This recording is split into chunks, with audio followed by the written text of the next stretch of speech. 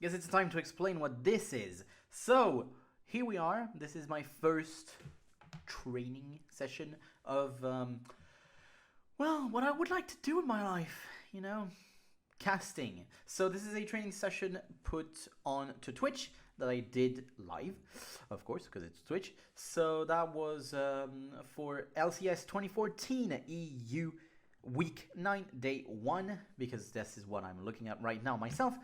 So if it's not saying that I will not do games that are like recent of like this year, because I probably will, because I like some of the games that we've seen right now. But it's just that since I was on this, might as well just do both at the same time for me. This is just training, okay, guys? I'm not like great at this, but I'm training. I'm trying to get better. I'm trying to get the names of the abilities down as well, and I'm trying to get better at team fighting calls. This is going to be on the internet forever now, and this is fine by me. So I'll see you all, well, right now. Yeah. All right. Serious mode. Serious mode. So first thing I'm going to do right now is just give away the teams. So the players of the teams. So on the side of Super Hot Crew, you have Myra in the top lane, Impaler in the jungle, Selfie in the mid lane, Mr. Rollins as the AD carry, and Kasing as the new support. After 10 games now, you can say that he has had a pretty good split for now. Kasing is not too bad. He's playing pretty well. I feel like he's like, yeah, top 4 in the support. Top 3, so you have Yellow Star, Nif, and Edward. Still Edward. And on the side of Rockat, you have Zazis in the top lane, Yankos in the jungle, Overpow as the mid lane, Selver as the AD carry, and Vander as the support. I'm doing this from memory. Alright, so that's going to be the first match for the day. Super Hot Crew versus Rockat. Rockat have a style in which they go very slowly, and Super Hot Crew are kind of the same, actually. So we could be here for a long game. We'll see how it goes. The main difference for me will be in the jungle, because I feel like Impaler might get gapped. He might get gapped. As you can see, though, 11-9 and 10-10. Both teams are doing quite well for themselves. They're middle of the pack, 2 high echelon teams. And we'll see how their season ends. All right. I'm actually kind of nervous to get into it, but I need to do this. I need to do this. Also, by the way, this stream will also be on my YouTube channel, because I want to have a lasting proof of what I'm trying to do here, okay? So the whole stream, I'll try to get it in there. I need to get back into making YouTube videos, I know, and that's what I'm trying to do here. So that's what I'll do. That's what I'll do.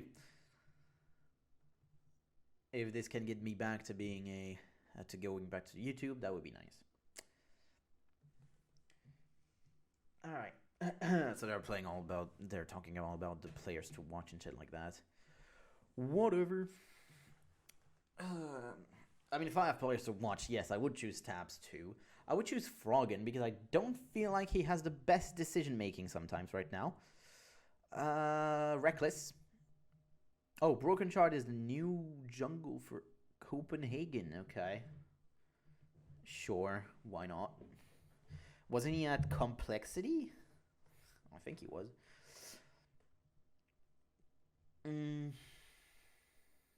Svenskaren? Sure, if you want. I don't care about the stats, though, I'm gonna be honest.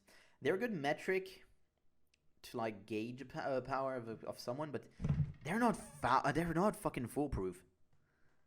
They're not. They're just not. Ow. Shit, man. Okay. And so if I'm here looking at a matchup to watch for Super Hot Crowd versus Rocket, I told you, I think that it will be the jungle for me. They're probably going to go towards support themselves, but I'm thinking about jungle. Because, well, Jankos is Jankos, and you cannot deny that Jankos is pretty good. And even at that point, he already had the moniker of being the First Blood King.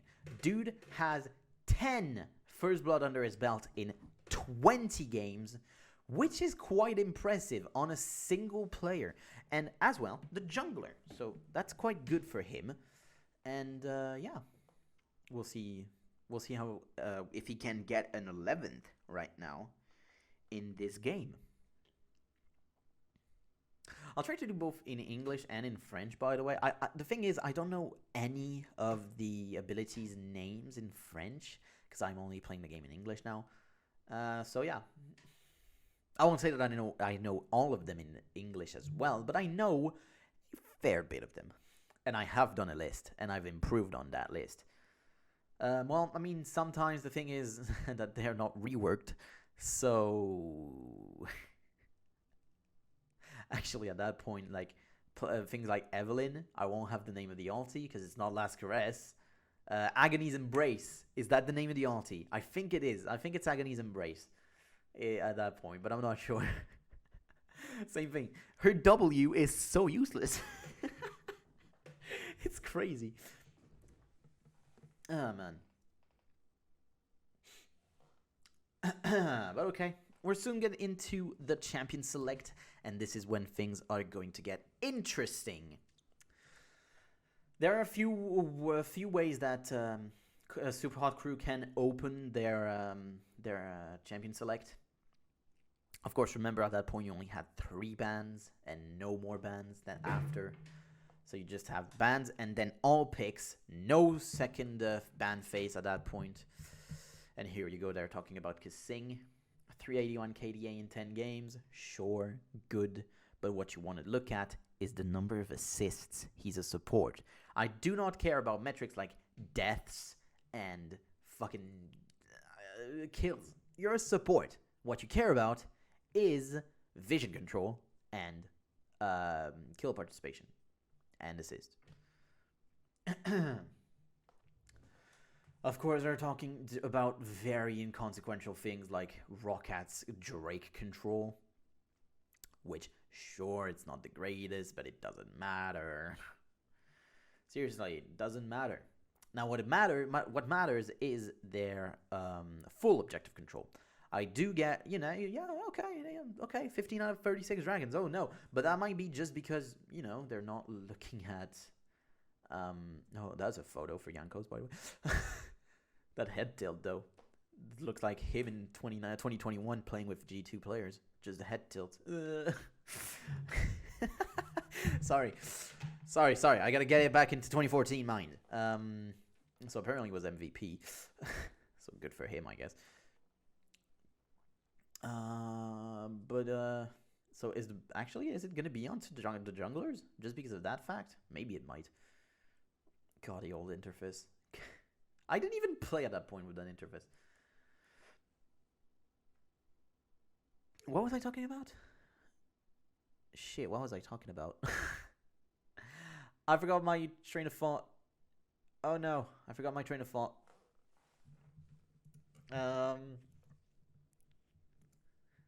Right, Rocket and objective control. Now, you might just think that, yeah, okay, 15 out of 36 is quite bad, but let's remind ourselves a bit that sometimes role swaps put you in a position where you cannot contest for a Drake, and there are bad fights sometimes where you also cannot just go for Drakes.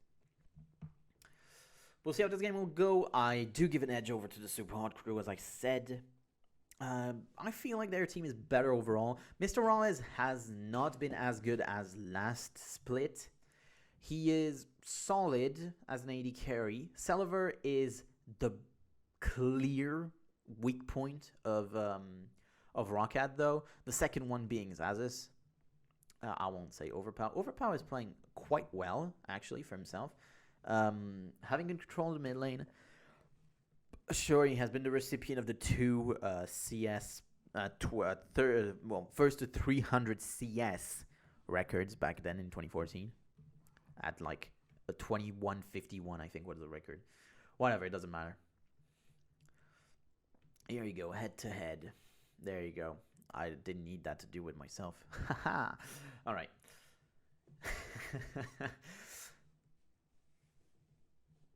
So yeah, Jankos and Impaler. That might be their actual thing to watch out for, the matchup to watch out for. But you should also just not even just look at this. You should look at the full mid-jungle duo synergy. So yeah. Because that is much more important than they let on at that point. It was not something that they talked about back then. So yeah.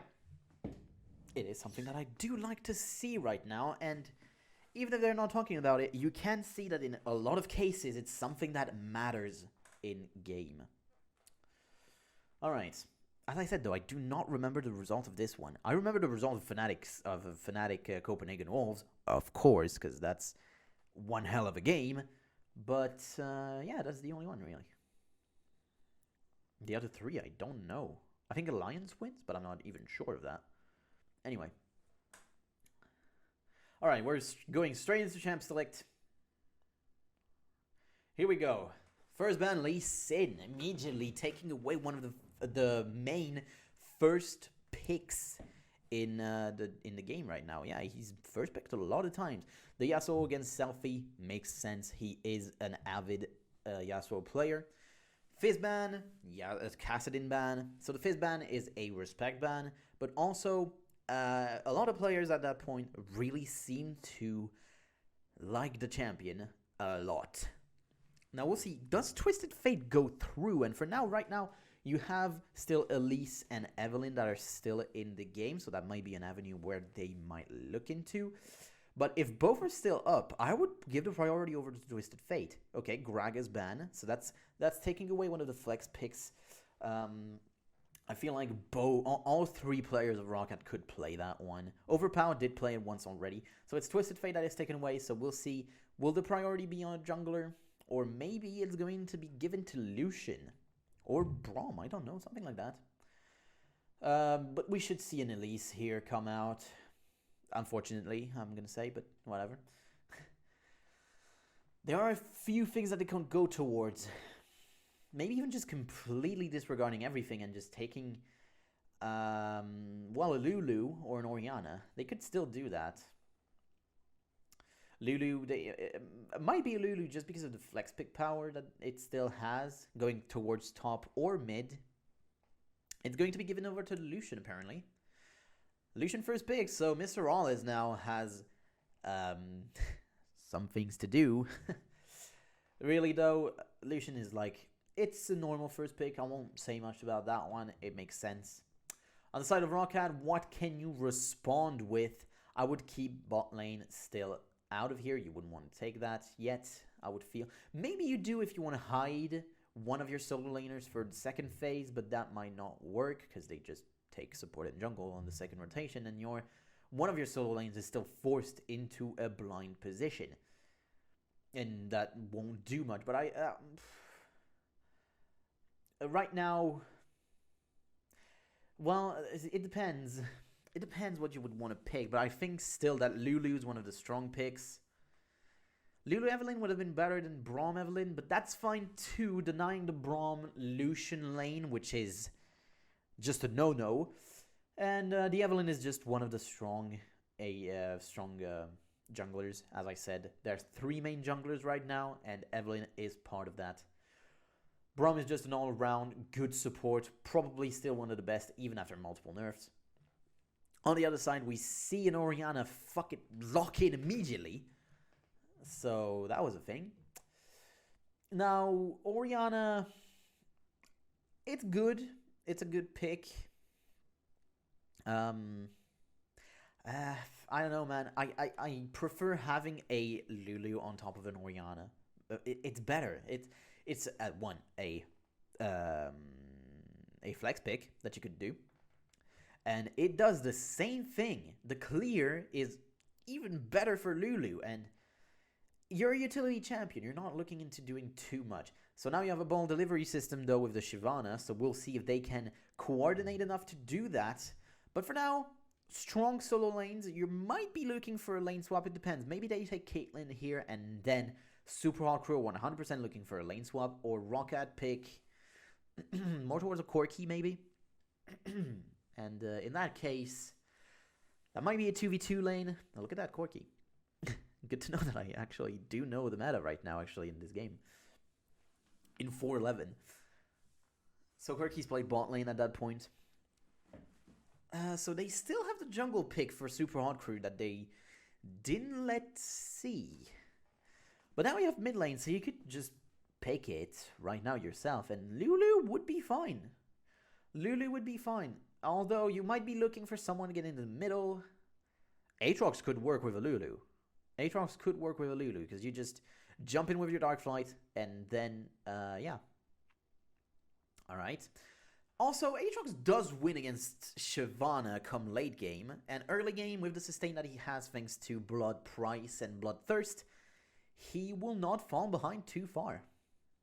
No matter what.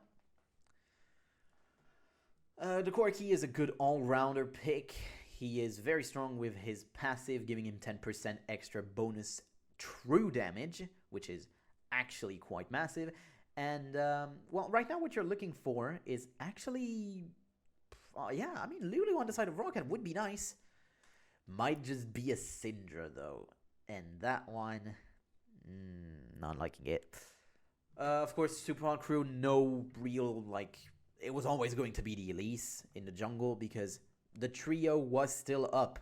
Lee Sin, Evelynn, Elise. Lee Sin is banned, the other two are up. Both sides are going to pick one of them. This is how it goes. So is it going to be Morgana or Thresh? It's going to be the Thresh. I prefer that. I prefer that pick because people are thinking the Morgana to be a counter to the Braum. Unfortunately, the thing is, Corki's damage is mostly magic damage. So if he puts the Phosphorus Bomb down, he will take away the Black Shield before the Concussive Blows passive actually finishes. So will it be a Syndra in the mid lane? That would just feel bad. I really, really would prefer seeing a Lulu here in their comp. So basically, you're going to have dueling compositions that are going to try to do the same thing if you have the Lulu, and it will be basically all-around execution. Mid lane should be neutralized, maybe even towards the side of Rocket, if that's the pick that they choose. Xerath. Okay, Xerath is different. Xerath leads you to a much different type of composition. I don't want to see an Ignite on Xerath, though. Heal, okay, not really. Maybe Barrier would be better? Barrier would be better. That's how I feel. But so now you're actually switching completely what your composition wants to do with that pick. With that pick, you're trying to get into more of an offensive position, get the poke down with the Xerath and the Corki. Don't disregard the damage that the Corki bomb, the Corki missiles do. The missile barrage is actually quite high in damage. At that point, it was slightly lower, but it still deals a good enough amount of damage that it has to be respected, especially come level 16. And people are saying that Corki is not a late game champion. I strongly disagree. I do believe that his damage output with the Trinity Force is one of the highest in the game. If you get a crit off, you will two-shot someone no matter. Because it's just that Corki's kit synergizes very well with those items. You have the Gatling gun, which is just really good at doing this. Just really, really good.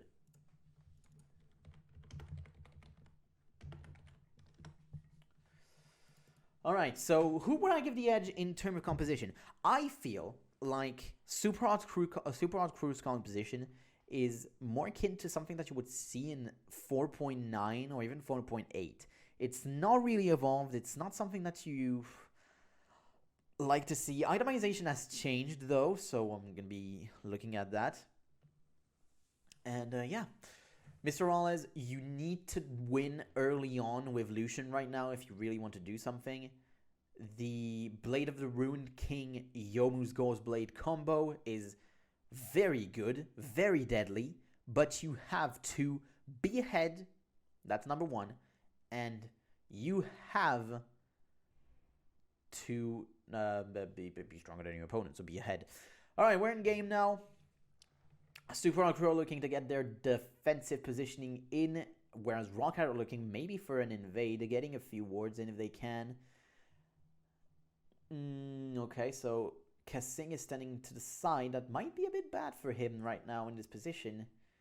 Let's just hope that he is quick enough on the reflexes, but that's pretty bad now. If Rocket does come in, this will not feel good for him, and he will at least have to flash, and if not even, he will die. Okay, that's the knock-up. Zazis hits the Dark Flight, and Kasing goes down. First blood over to Overpow. That is a great start over to Rocket. No summoners blown on either side. Once Kasing got hit by the Dark Flight, by Zazis, everything was out, and he knew that even flashing would have saved him. Now, he did take the Lantern, though, at level 1, so that will not feel good for him. So, after that, Super Hard Crew now immediately looking for a lane swap, and that makes perfect sense. That makes perfect sense, because now you're behind. You're looking to get back into the game through this notion of the lane swap. Of course, it's not going to be great, but that's how it goes. Rocket are expecting this, I would say, right now, because Zazis is standing here on the red Brambleback. I don't know if that was the name back then, but the red Sentinel, there you go. I guess I could call it like that. Okay. So it's going to be slow pushes, even pushes towards Rocket, of course, because that's how it is. In a lane swap, that's how you're looking to play it. You're looking for the lane of the opponent to come towards you, freeze it for hours, and then just be strong enough to fight whenever you feel like it. So I'm inspecting the jungle path. So we have mirror paths from the red to the wraiths to the wolves, and actually on the other. Okay, no, they're both doing it. I thought that maybe Impaler would do the wolves, but it looks like he's just straight going for the blue. At that point, you didn't have the regen that you do nowadays, so that also makes kind of sense. Level 2 for Mimer, that's pretty nice to see for him, actually, that he could get the XP. Let's remind ourselves that in this patch 4.11, the XP range got increased so that you can get XP from farther away now if you are in a situation like this one, in a lane swap. Good work by Zazes, by the way, to let himself know that he is going to be dove. Lets him turn back and look to be annoying for Impaler, maybe, having to blow the smite. He doesn't actually have it. On the other side, though, Mimer not respecting it himself, but I mean, he can't really do much because it's Evelyn and she is, well, she's camouflaged, so you can't actually see her. The wave is stacked. You know that something is going to happen here, though. Okay, he's starting to run away with the burnout. He shouldn't get caught too far. Okay, Kasing comes in. No real problem for him now, thanks to that. Big wave crash, though, and now maybe a bad situation. Nice flash by Kasing, hits the sentence. Okay, we have a brawl now. Jankos flashes into to try and get the last proc of the concussive blows. He has to get away. For the kill is going to be taken back by Impaler. Mimer will also go down. The teleport from Zazis comes in. Dark Flight hits. Kasing, no flash, might go down. The fourth stack of the concussive blows hits. And Kasing goes down. Huge start for Rocket right now. TP coming back from Mimer. Vander goes on the turret. He's tanking it and has to flash away. That was a very awkward situation for him, and he had no one for the stand behind me as well to jump away, so he immediately had to flash away. This situation is really chaotic, but if you look at the lane state, on the other side, Mr. Rollins is left completely unnoticed, and there is no TP for Zazes, so he will be left alone for a long time. So the consolation prize for Roccat will be this dragon. They're all 5 here, so it shouldn't get stolen. Maybe. Okay, so they're looking for a positioning here to do this. This is a 4-on-5. Zazes goes down to his passive. Good fight for now. Selfie coming in. Gets the kill onto Salver, actually. I didn't actually see that on the side. The double Impaler gets the kill also onto Jankos. And now Myber flashes in. Tries to get more. Vander will get away. Actually gets away. That was very close. But actually, Roccat do not get the Drake. This is a disastrous situation for them now. Because on a 4v5, they were not able to get the objective. And Mr. Rollins is left completely unchecked and gets the first turret. That is a lot of gold to spend. We'll see what he gets. Actually, it should be Bilgewater Cutlass plus, like, Boots Tier 2, maybe.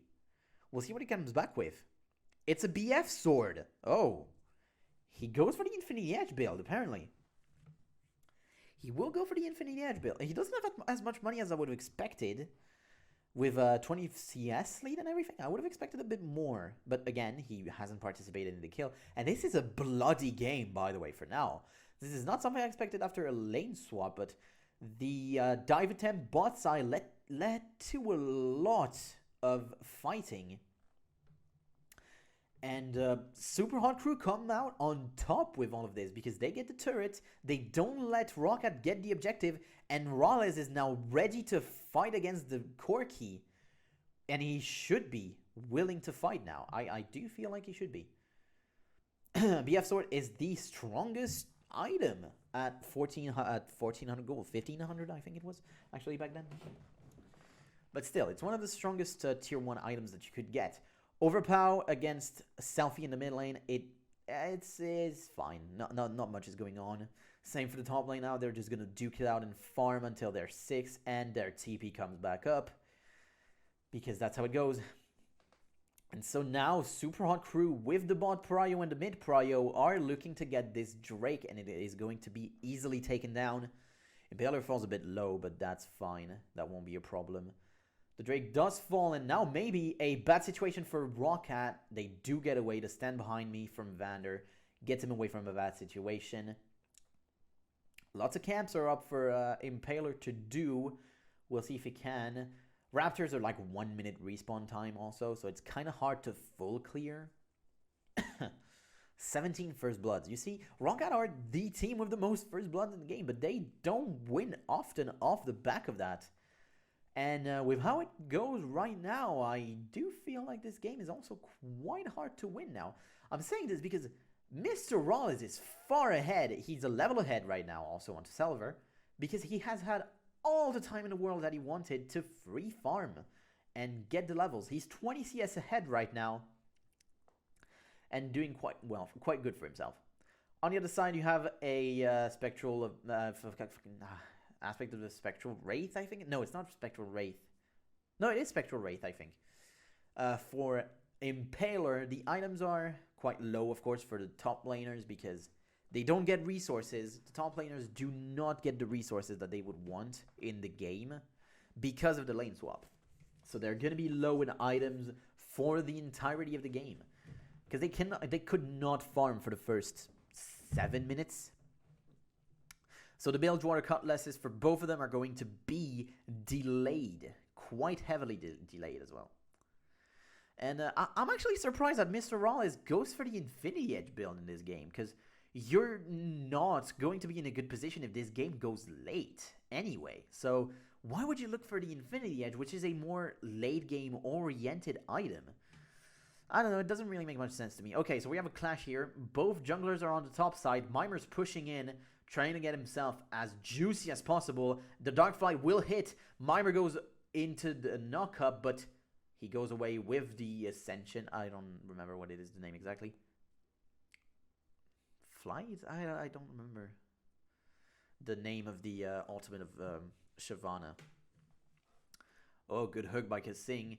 3 damage onto Rales, but does take back a lot of it because The turret now is dealing a bit more damage, and the phosphorus bomb from Corki still does a good amount of damage. The crash was able to happen for Mimer. He is far ahead of the Aatrox now. Early game, of course, the matchup shouldn't go Aatrox's way, and with the jungle attention as well, he had lost his passive, and that felt bad for him for a few minutes. Overpower should know that something is up, though, here in this situation. So he's just going to wait, not go far forward. If you look at the bot lane, still keeping a 20 CS lead. Selfie is also actually getting a lead for himself. Everyone has a lead, even in gold. 700 gold for Selfie. The 2 kills do help for that, of course. Let's remind ourselves that Overpower did get first blood, but didn't participate in anything else. And with that chalice that he has, he cannot actually get the push. He cannot get the push in immediately, and that feels bad for him because as Xerath, you're looking to get the push and try to get things done around the map with your ultimate. If your lanes are weak, though, this is already a bad point for you because have fun trying to do something, really, if that's how it goes. Jankos was spotted on a ward, so Impaler is already in position to respond to a gank if it might happen. Celiver's too low, though, so this will not be a thing that happens. Rallis should ulti for the wave, and he does. On the other side of the map, you can see Aatrox falling back, taking the Bilgewater Cutlass, but falling behind in CS. Good division control, by the way, if we look at around the map. We have two pink wards on the Dragon Pit, around the Dragon Pit. One inside and one behind. Good defensive positioning because you are against an Aatrox and the Netherlands, so the flanks have to be kept in check. They have to be kept in check. Okay, Vander jumps in. Actually does the ultimate here. Frozen the ultimate. Kassing responds with his. Flash in from Celiver. The grab. Kassing will get stunned. And the kill will go over to Celiver after Jankos comes in too with the Agony's Embrace. Alright, a good kill taken. A lot expanded though from the side of Roccat. The turret goes down as well for Super Hot Crew. Infinity Edge completed. Oh, wow. Okay, so they have a good item lead. We'll see if the Corki could come back with a Trinity Force on his next back. I do not think he has, though, because he just backed. And the kill won't give him enough. It will give him enough just to finish the Zeo, probably, but not the Trinity Force. Maybe with the turret. Maybe with the turret it might be enough. We will see. Kassing comes back really fast. The Moby Boots coming into effect, misses the Valkyrie to get away, and Kassing hits a creep anyway. Looking at lane state, so both bot lane turrets are down. Now bot lane can rotate to come up now if they so desire. Okay, Trinity Force is complete, so he's not too far behind. He even has boots. So actually for now, Corki is feeling pretty good and actually should be stronger than Mr. All is on Lucian. Because just the Infinity Edge will not be enough to maintain the power against the poke that Corki and Xerath has. Okay, Selfie might get caught. Nice shockwave onto 2 Overpower, falls low. They heal to get away. Did that Winter's Bite hit? Okay, ultimate used. Okay, the last rites, I think it was, for the ultimate of Xerath. Does hit all 3 onto Selfie, who has to back away. Good positioning now. Oh, Selfie gets denied the back. Celiver jumps in with the Valkyrie and denies the back. That's big, actually. That will give the turret, the mid turret, normally maybe over to Roccat. A good amount of damage, though, at least half health for that turret. The Qs of Xerath are starting to hurt. They really are starting to really hurt. And so therefore, they're really going to try to get that turret. And Rallis has no ultimate, so this is going to be hard to defend. Impaler comes in, Kassing off to the side, throws the grab but will not hit it. The heal does go through after the hit of the cocoon from Elise. That might have been a bit early for that. Teleport by Mimer to get back to the top lane. He has the Blade of the Rune King. Zazis probably has it too, though, because of the extra kill. The extra kill should be okay compared to the 25 CS, the 15 CS actually. Okay, big fight now. The turret goes down in the mid lane, but this is not over. Kasing goes down immediately. Zazas off to the side with the teleport. Gets onto Rollis. He gets away. Selfie with huge damage. The Valkyrie to get away from the shockwave. Mimer comes in with the flight. I don't remember the name of the ultimate. And Zazas goes into the passive and goes down. Good fight on the side of Super Hot Crew, but the turret will also make this very, very worth for them. So now this is a 3,500 gold lead for Super Hot Crew. If we look back at the fight, this was initiated by Rocket, the TP coming behind. This was a very good start, but a lot of retaliation damage. Rales goes away with the flash as well. Barely gets away. That shockwave will miss, and Celever will get away with the Valkyrie. But Overpower on the side doesn't have the sustained damage that you would look for. And yeah, the fight turns out to be for Super Hot Crew because of that.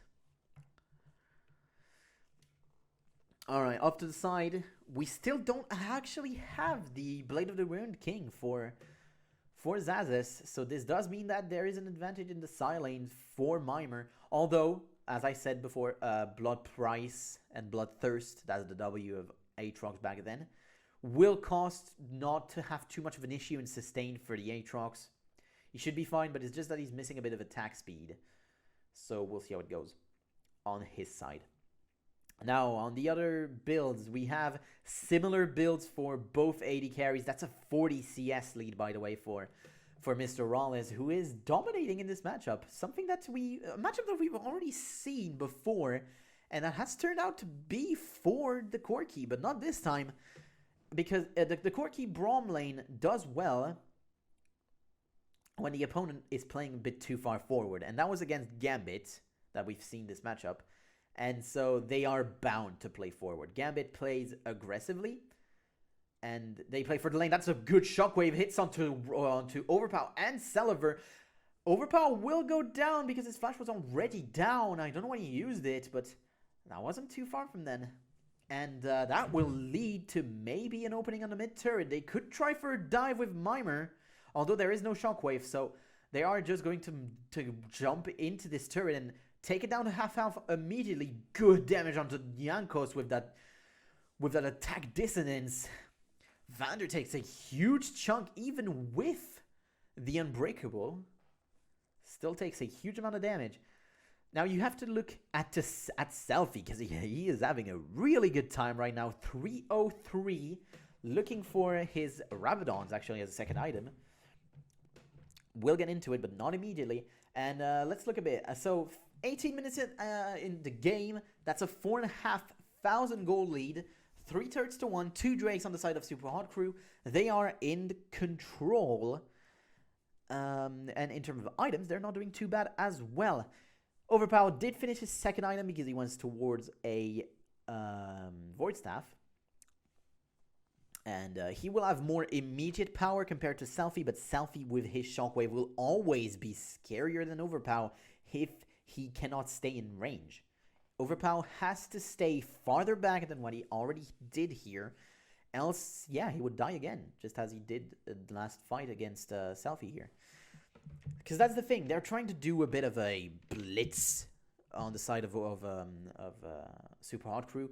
Because their composition does that. They do a good amount of burst, but then when it comes to sustained fights, I would give the edge over to Rocket because Aatrox is someone that can do really fine in those kind of fights if he can get onto their target, because that's the problem. If he doesn't hit the E, Lucian can just get away, and that won't be good. And also, I mean, the E, Relentless Pursuit of Lucian, does actually remove slows still for now.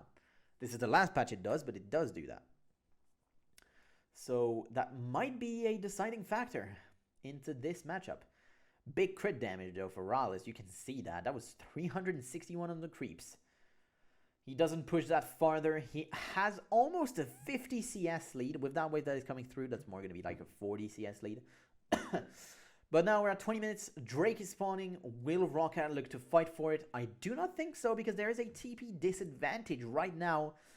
And they're looking to get a little bit stronger on the side of Rocket.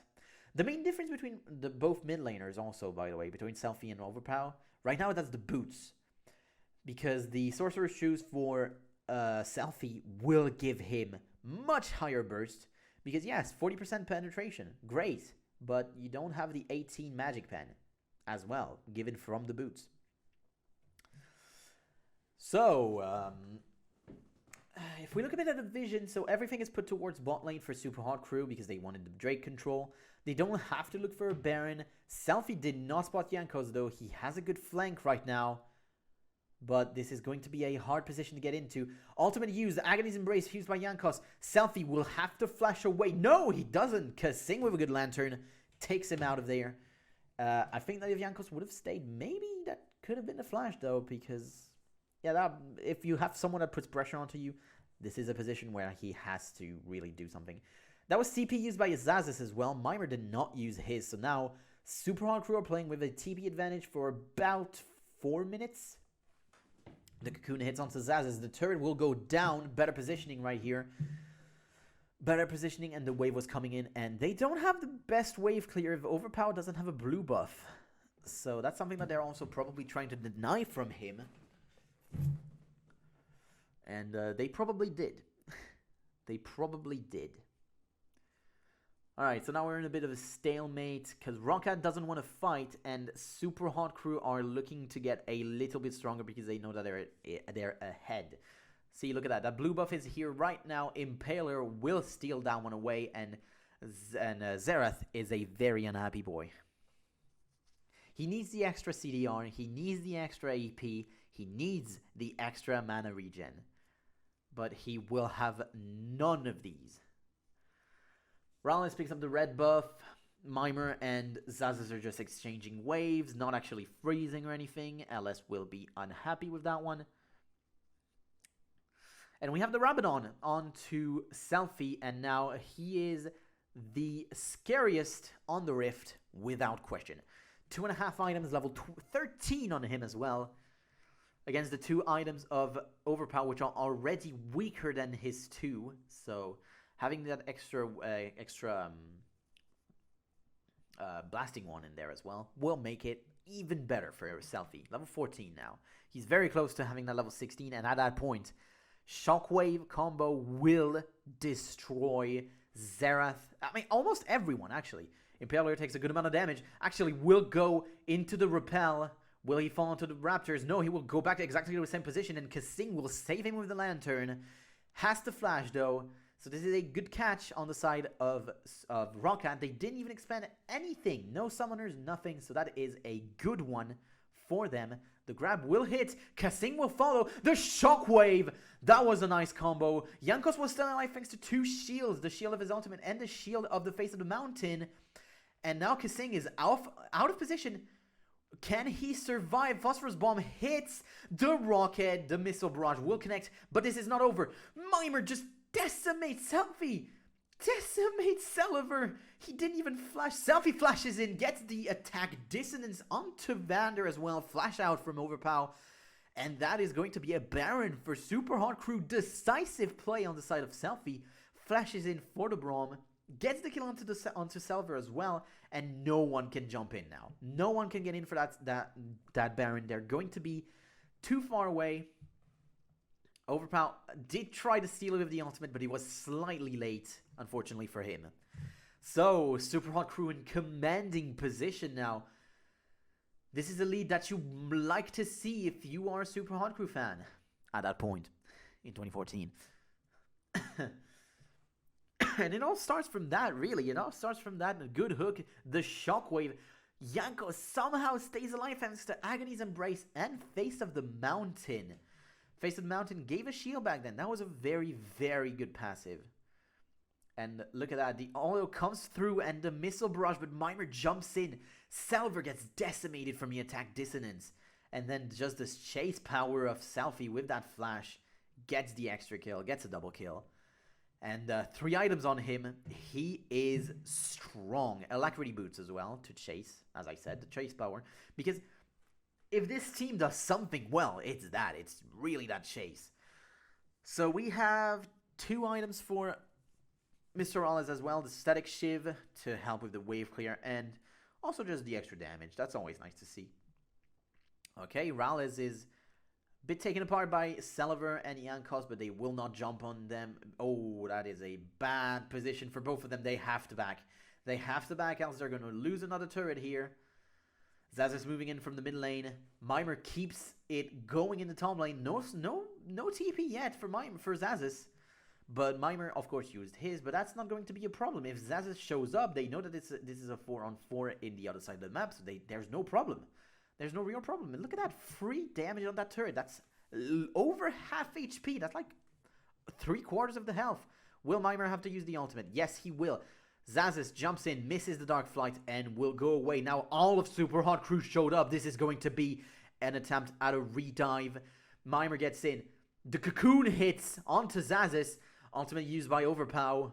Will not do much. Good last one onto Selfie, but he had the shield of the Command Protect. This is going to be another free turret. Mimer goes back. Gets the Randuin also. I didn't even see that he had the Randuin, but he does have the Randuin.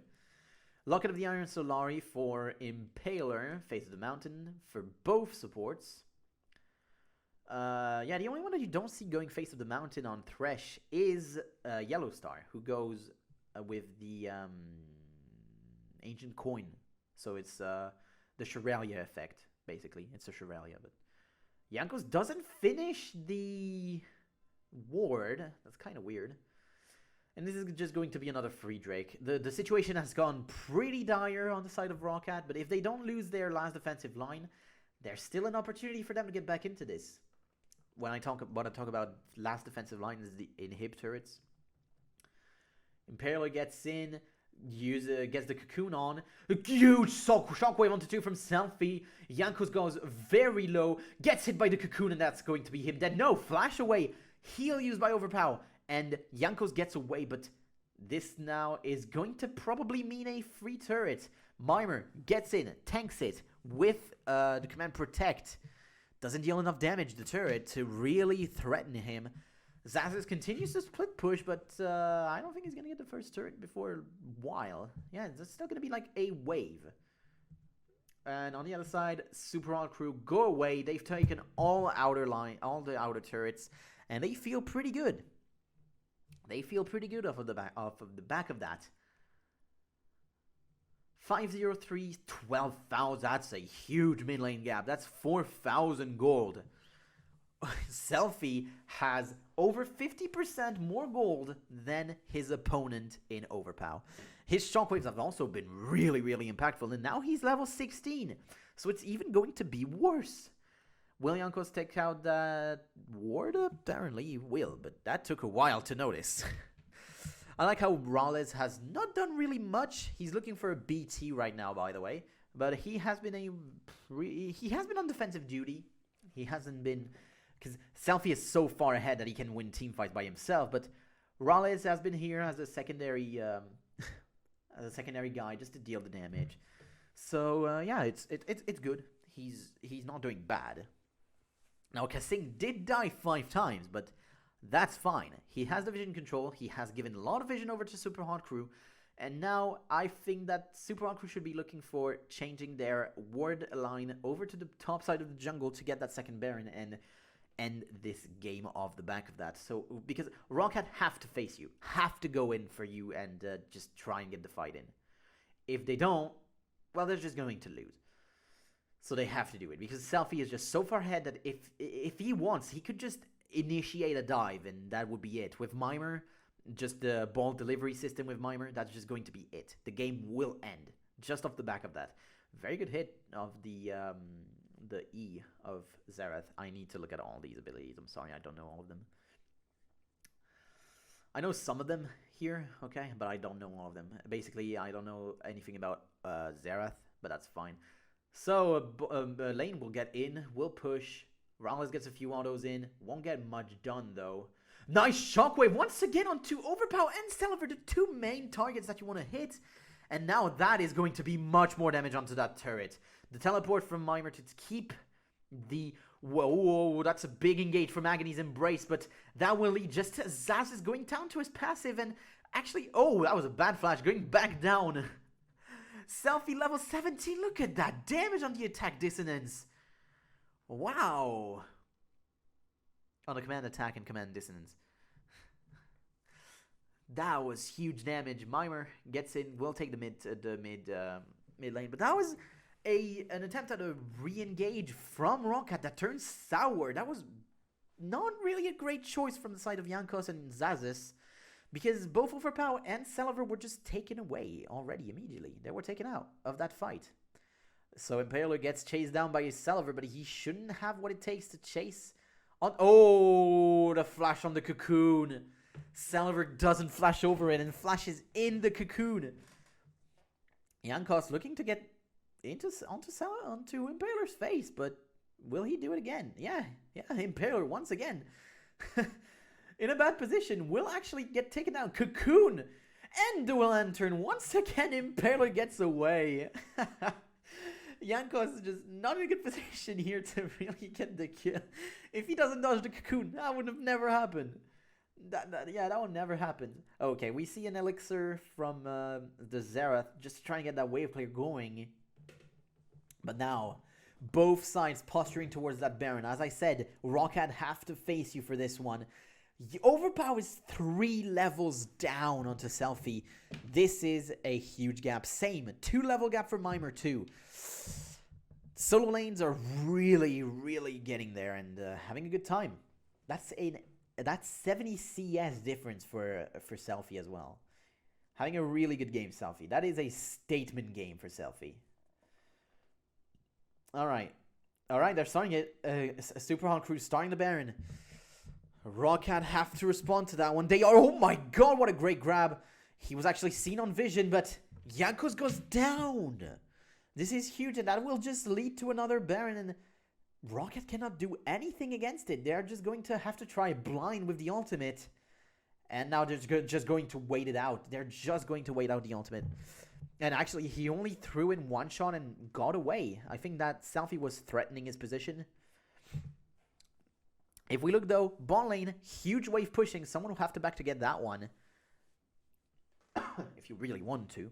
Because you could just try and get in the mid lane and maybe try to get an ending. I don't know if you can immediately.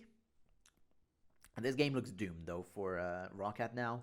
That second Baron will normally signify their end. Another blue buff gets stolen by Selfie. Super Hot Crew pushing in, getting inside for that wave. I mean, they already have an inhib as well. Let's not forget that. Super Hot Crew already do have an inhib. And now they're trying to get the second one in the mid lane. Getting in. Banshee will go down from Mimer. He does not take much damage from the autos from Celever. The cocoon hits, followed by the grab, and this will be Celever down. His positioning was a bit too far forward, and he just goes down. That will signify the end of the game normally. Wave coming in on the top side. This is an inhibitor to creep as well. So that will just signify the end of the game. They're just going to get in. Glacial Fissure used just as desperation here on the side of Rocket. Another grab will try and land onto Jankos, but that doesn't go through. The flash was used by Jankos, actually. And it's another death for Zazis. And this game will end. Super Hot Crew, very decisive in their shot calling. Selfie, amazing game on his side. Raleigh is a bit on the sideline, but that's fine. Selfie really picked up the scraps and had a great game. Also, we have to give a shout out to good performance from Impaler. Impaler had a really good one too, throwing in multiple cocoons that were really, really nice. And even though 5 deaths on the side of Kasing, still a very good performance on his side too. Alright, that was game 1.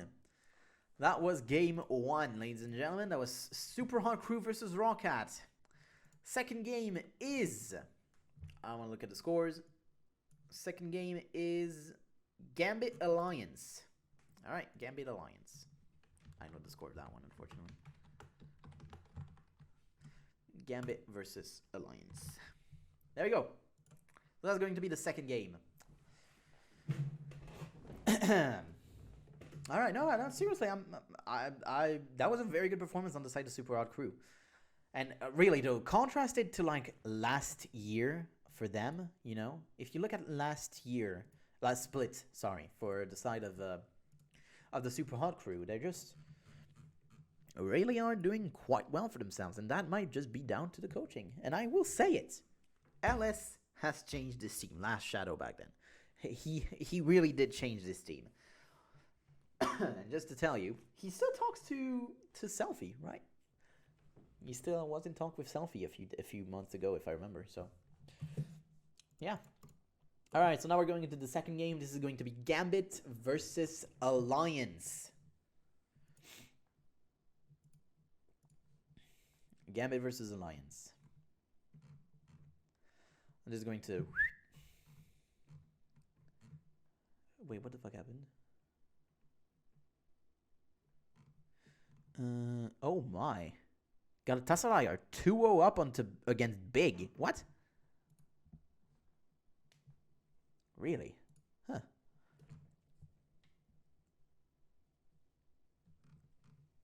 Okay, that's weird. 3 days left until the group stage. Yeah, right. It's Monday? Wait, it's on Monday?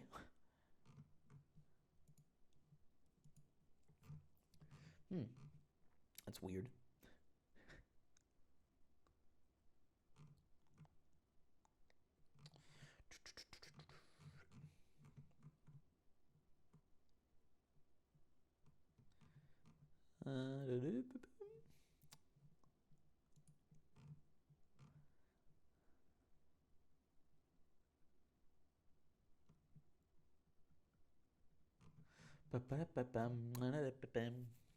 Oh, by the way, how do you feel about the new 2 Drake that we are going to have, by the way? The Chemtech and the X-Tech. Those 2 are things, aren't they? I don't know how to feel about them. I like the concept. I like the concept of the Drakes. So you're going to have a Roccat that is once again with another change in their roster. A Roccat that will play with Diamond back again. After last week they played with Lulex. And they're still going to have Cubon though. Cubon, sorry. Instead of Darien in the top lane. Probably until the end. But everyone just felt bad when Diamond was out. Because everyone still felt like he was one of the best junglers. And to be honest, he was. Diamond is Diamond. Diamond is Diamond. That's it. You can't say anything else other than Diamond is Diamond. And you cannot disregard Diamond. He is the most influential Western player of his generation. Has revolutionized jungle.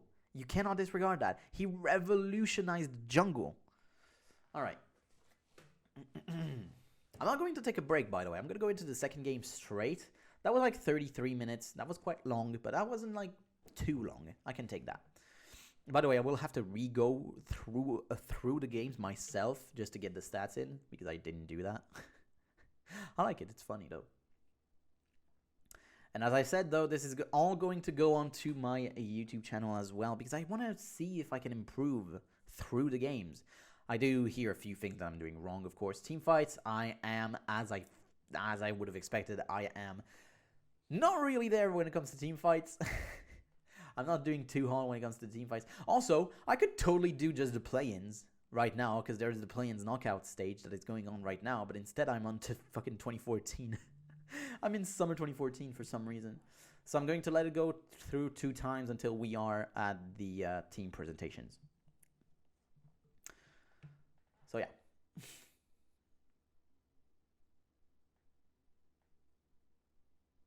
This is not the match that's coming up, right?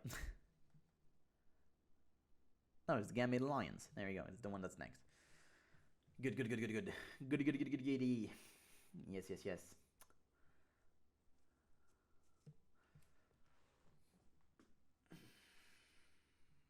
Fnatic, already very popular, and now even more popular. I mean, this was the golden age of esports, of league esports. Then there was the bronze age from 2016 to 2017, and then the silver age from 2018 to 2021 right now. Just sucks not to have had fans for 2 years, because it could have been so much better. Even for the LCS. Anyway, Yeah, LEC is just on another level, though. Yeah. Sure. Move on. I don't care about this guy. I'm sorry, he's probably a great guy, but I don't care about him. Just move on, please. I want to get into the game and just talk about it now. I mean, I could already do like the presentation of the team. So you have for Gambit, you have Kuban in the top lane, Diamond as the jungler, Nick as the mid laner, AD carry and support, Genja and Edward.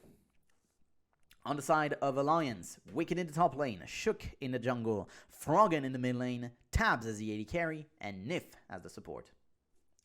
So the super team has struggled a bit in the last few games. They're 1-4 in their last 5 games. Not doing too hot after a very hot streak of 8 wins in a row. But they faltered a bit and they don't feel too great right now. They feel like the meta isn't really for them and that they need to focus back.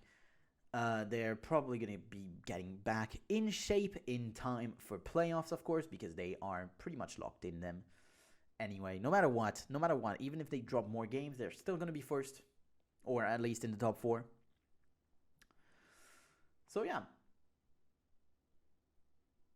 Only Genja has less deaths. I like that. It doesn't matter. Nick has been a fine replacement for Alexic, but Alexic has had that presence about him, and he was a very influential player who could really decide the outcome of a game. Nick, I don't feel that. I feel like he's a good player, but that sometimes falls a bit flat and doesn't do anything for a good stretch of the match. Like, sometimes you'll just see him sit under the turret, maybe get a few raptors, but he could just go and help his team. He has lane prio sometimes and just doesn't do anything. This is what I don't want to see from Nick. This is what I don't want to see from mid laner. This is inaction. Inaction is not something that you want to see in League of Legends. Even if you are on the losing side, you want to see things happen, because that's how it goes. If you just fall over and die, well, great, you just lost the game. And if you just try something, there is an opportunity where there is a situation where you could get back into this game.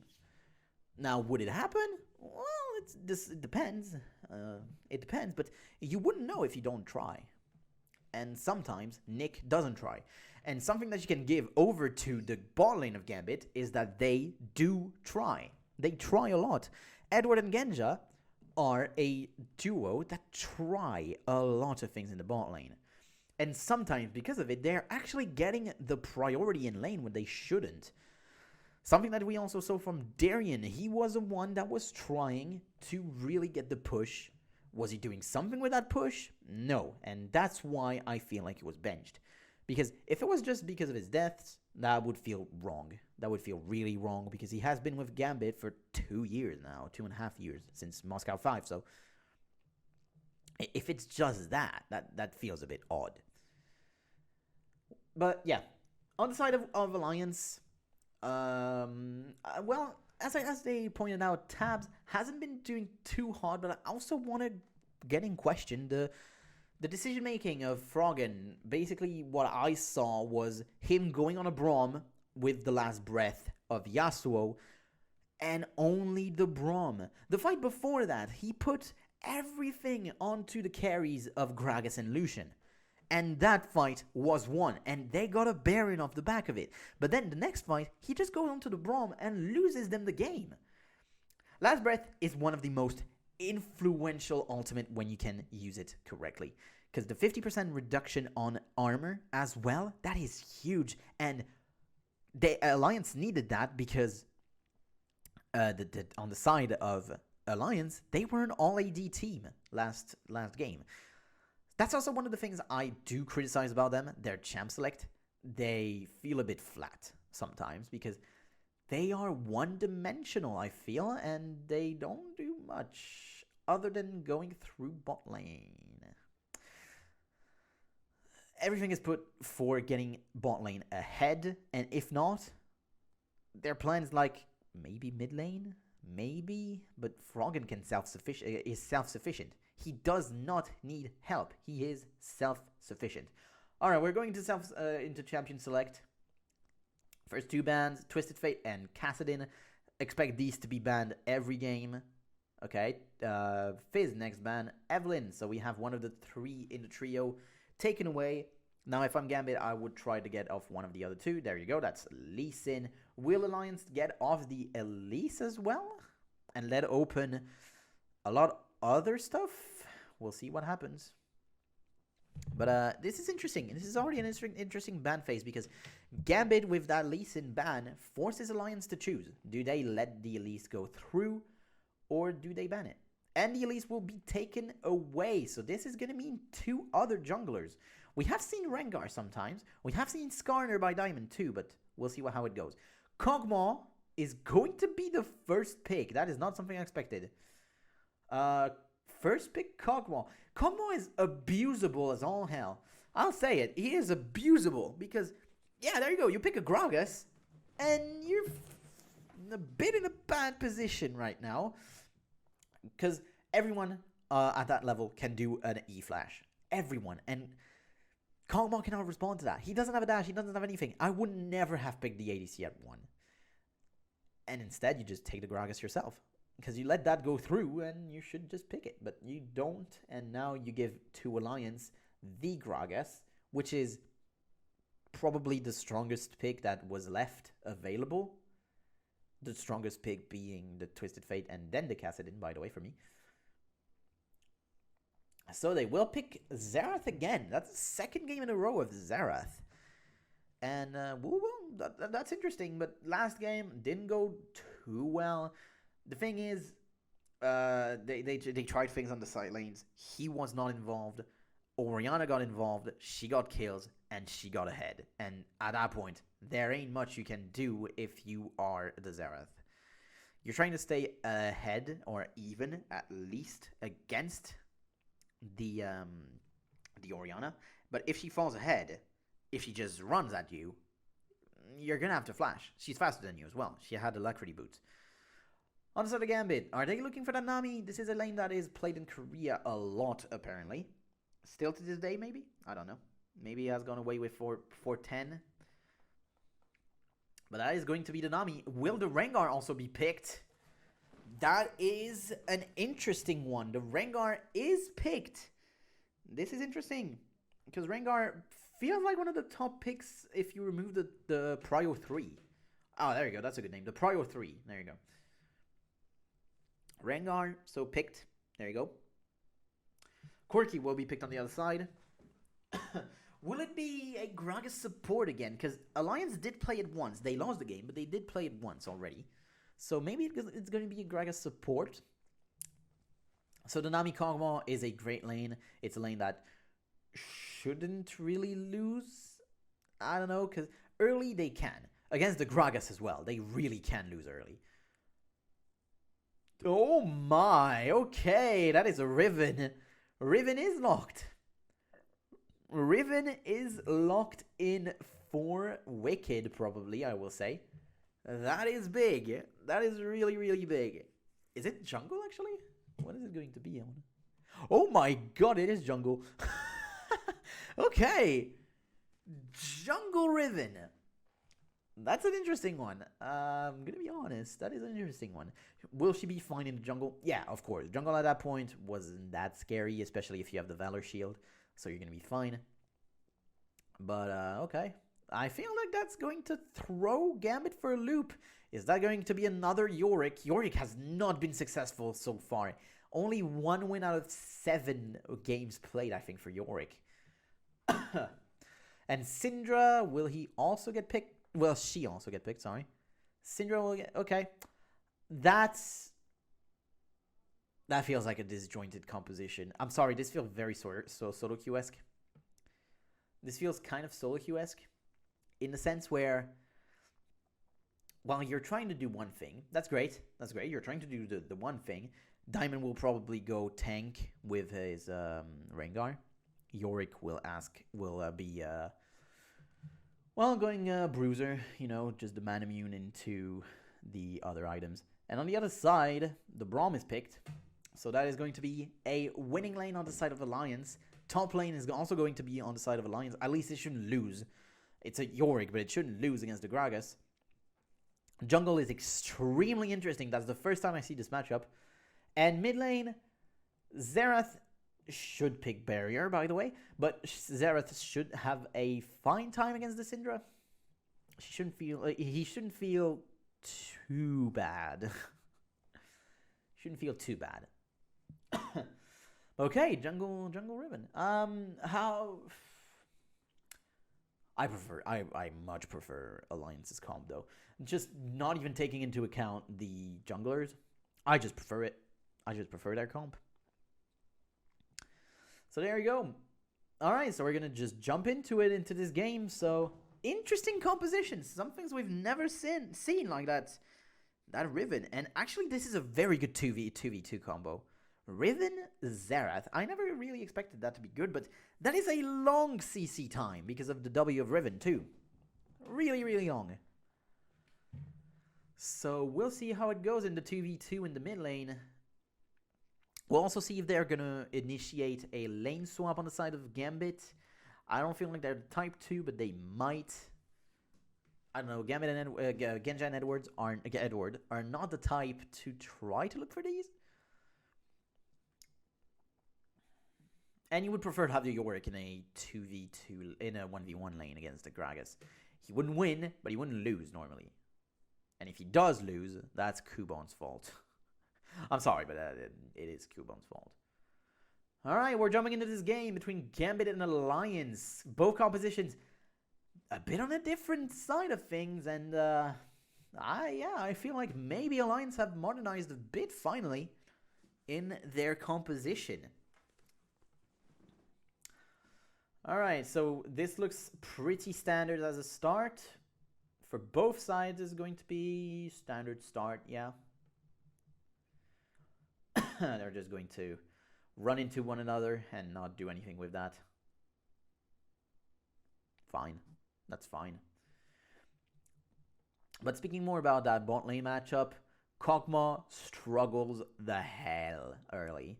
And if he's against Corki Braum, which is a very strong lane early, at level 3, he should die if he's not careful. I'm not kidding. He should die if he's not careful at level 3 because Corki's damage output is unexpected. And when you have the concussive blows damage on there too, yeah, that deals a lot of damage. That deals a lot of damage. Edward spamming away on Nami, as everyone does. That is a ward placed. Why doesn't Edward help? I don't know. That was odd. What the fuck was that ward? Anyway, you don't need that ward. You don't. Is it going to be a split map, by the way? It might be. This might be a split map. We'll see how it plays out in the first few minutes of this. But Shook looking to start at bot lane. Same thing for Diamond, of course. He's starting to look top side for the blue side, basically. So this time it's different. It's a different start. I feel like Riven might struggle a bit in terms of sustain, though, in the jungle. Alright. We'll see how it goes. We'll see how it goes. We know that Rengar can have a good time in the jungle because of his passive anyway, so that should be fine.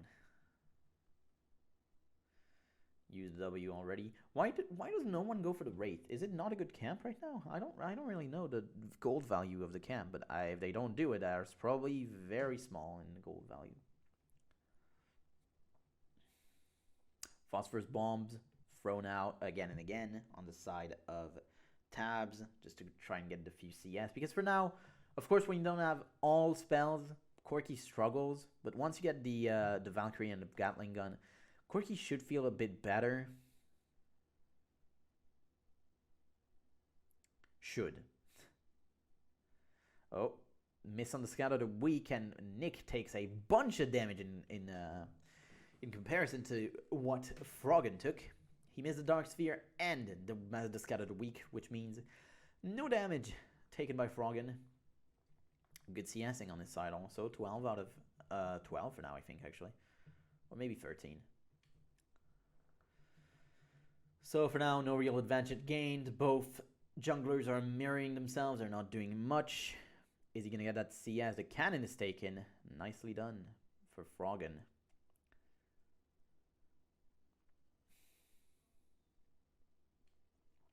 I'm trying to rest my voice a bit, maybe. Wicked having a push early, but that shouldn't feel too good, actually, because now the wave is kind of frozen on the position for Cubone, which is bad for Wicked. Really bad for Wicked, actually.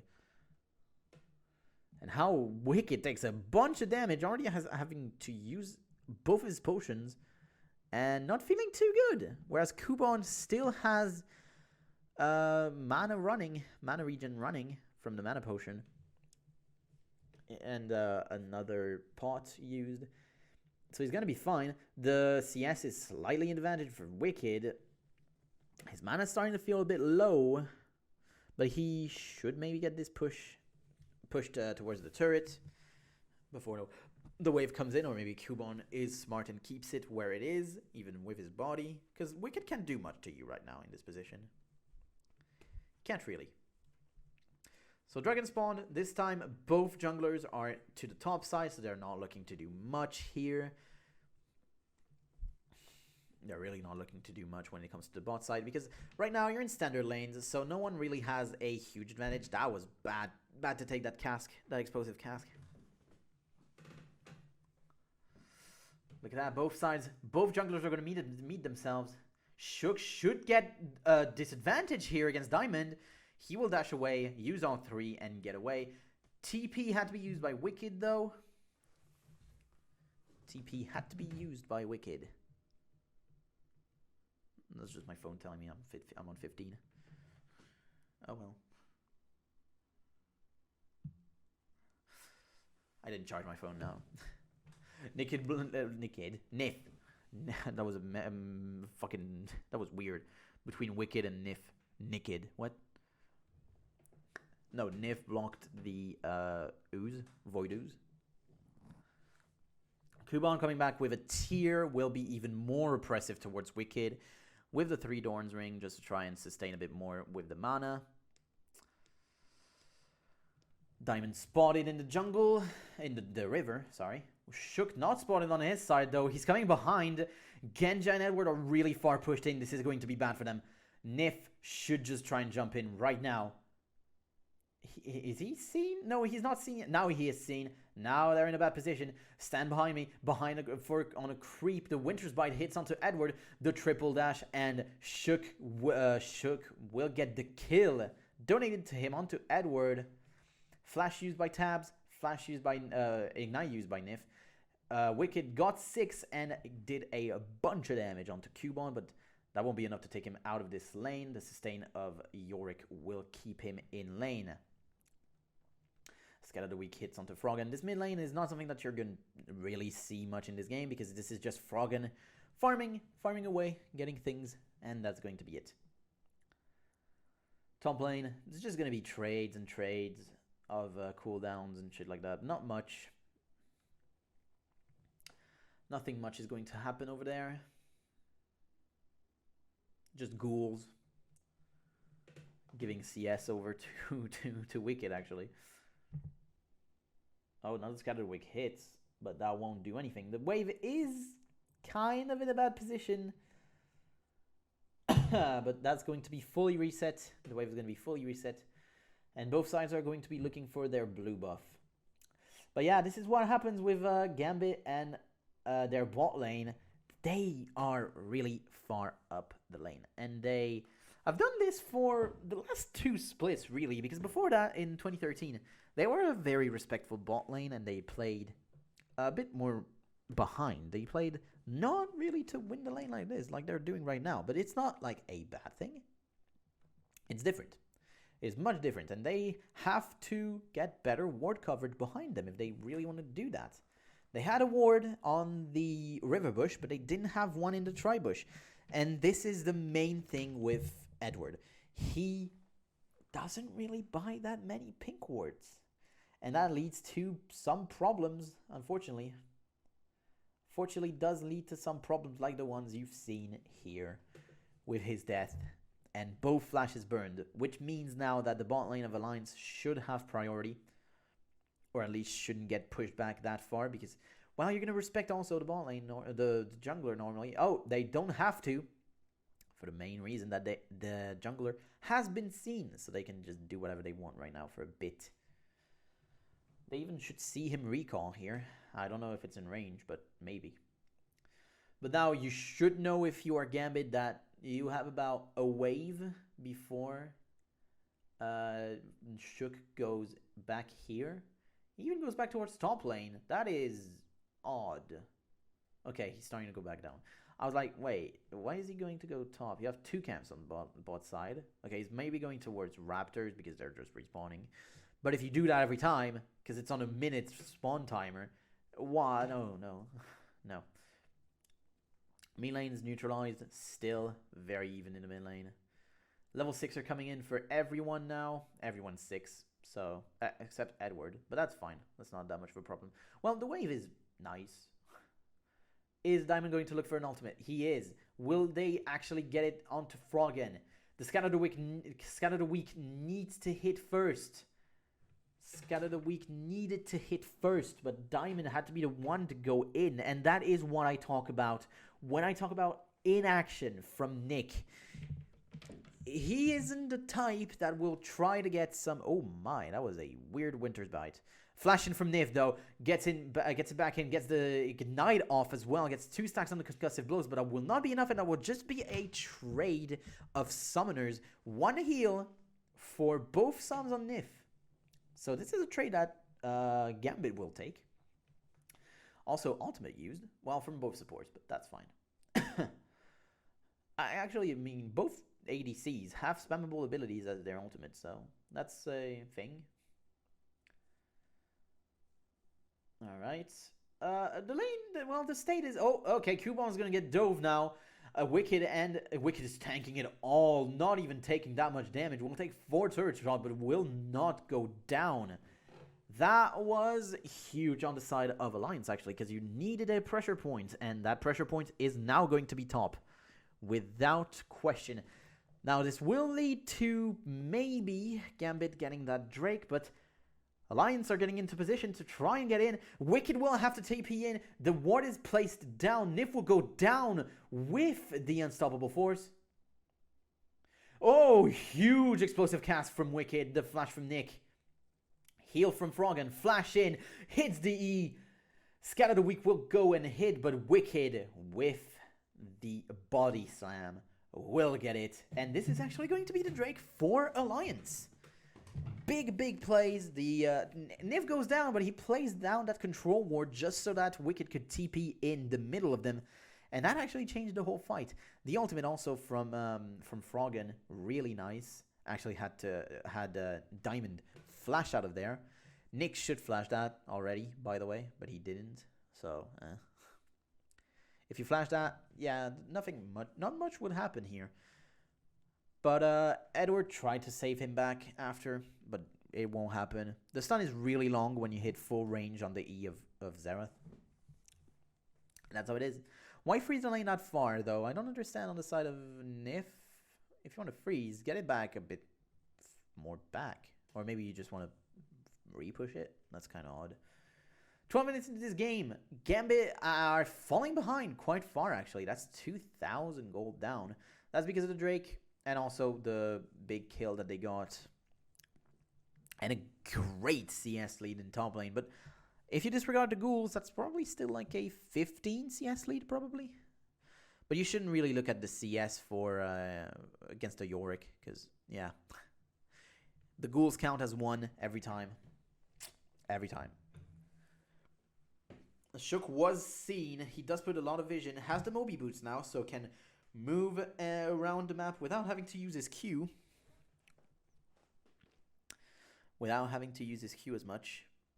Diamond going through vision. Froggen also seen on the vision. Blue buff will go over to Froggen for the second time already. Nick will push in the wave, and they're going to do the same on the other side. Bot lane is a bit far pushed, and now Shook trying to get towards there, but no, he's going to be stopped by the fact that they've seen him. Alliance ping that control ward that they want to get down. Pink ward. Sorry, I need to get back to the pink ward because it's not a control ward. Not yet. And if you look at that, the items, both mid laners have the same. Both AD carries are looking towards the same item too. Top lane, there is a big discrepancy over for Wicked. This is quite big. He's already going to have the Road of Ages soon. And this wave's pushing in now. That's a 20 CS lead also in bot lane. Nick is holding on, but that's because he's not been doing anything else, really. He's gone in, get the kill on Nif, and then died. But that's how it is. I know, man. I really, really would have seen him flash the cask, though. That would have saved him. You flash the cask, you're put back even farther, you're fine. Xerath cannot catch you. He already used the ultimate. And then here, that put him in a vulnerable state, and that's not great here. At least it was the Gragas that got the kill, so that's going to be Kuban's problem, not yours.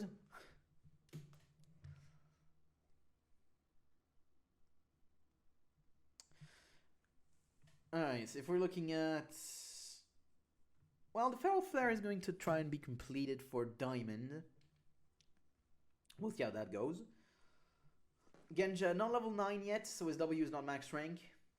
No full range extendo W. Bio-Arcane Barrage. Shook gets in, doesn't know that there's a ward there, but he is seen.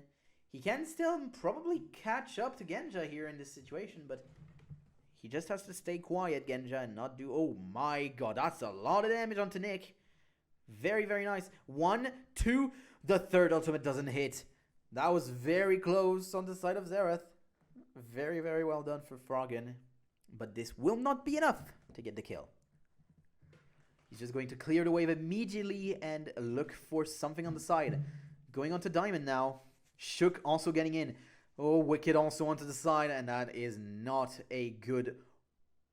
Oh my god. Diamond, that was beautiful. Wow, that was beautiful on the side of Diamond. Jumping in at the same time as Wicked is jumping to the other side of the wall and getting away flawlessly.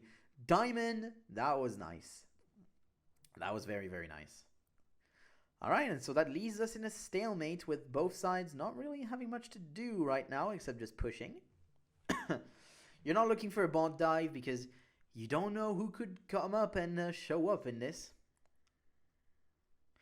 You're not looking for you could be looking for a mid dive actually with Wicked coming in as well.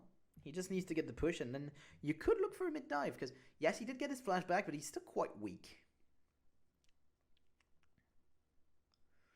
Bot lane still trying to get the push and just getting out of there. With Nif having to hold the wave, 4 tabs every time. Both ADCs now completing their Trinity Force. This is a much slower type of game. Much, much slower type of game. Apparently it is 43 minutes long. Just saying.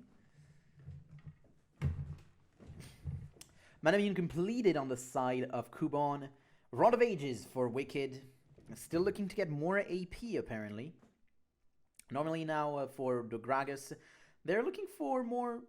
Well, more hybrid build, more towards tankier items like Iceborne Gauntlet, but apparently this is not where Wicked wants to go yet. And I mean, this is a good situation for him against Kuban. He is a level up and has, okay, about 60 CS up, but that's because of the goals, as I said. There you go, that's 196 now, so that's fucking 65 CS. But it's not actually 65 CS. There is no vision on the side of Alliance here to see Rengar moving in. Also, Rengar with the Lucidity boots. That is interesting. That is quite interesting. Braum will move up to River. This is something that I would really like to see more, you know, the support roams. But you don't see these enough. The support roaming, you don't see that enough. This is not going to be a thing until like season 6 or 7, when Wolf will really get to his peak, and Gorilla too, of course.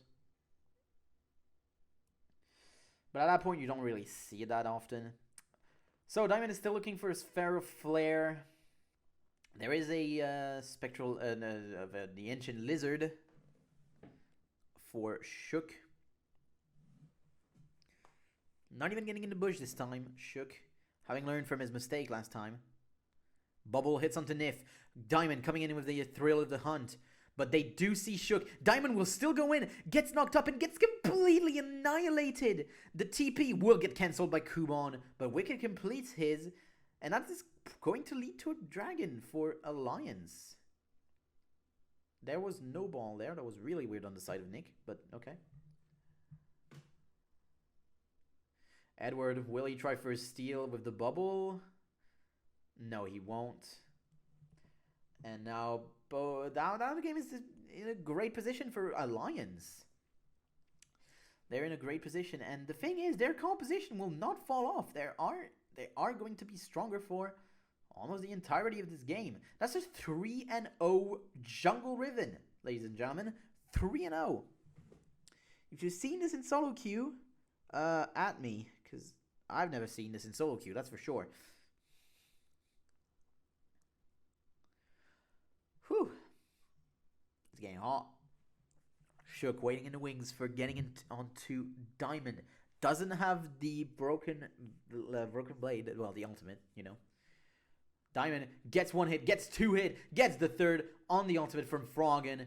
Will he go down? Shook has to flash in. The ultimate does hit on the side of Shook. Very well done. This is going to be his 4th kill. But Diamond had flash. Diamond had flash.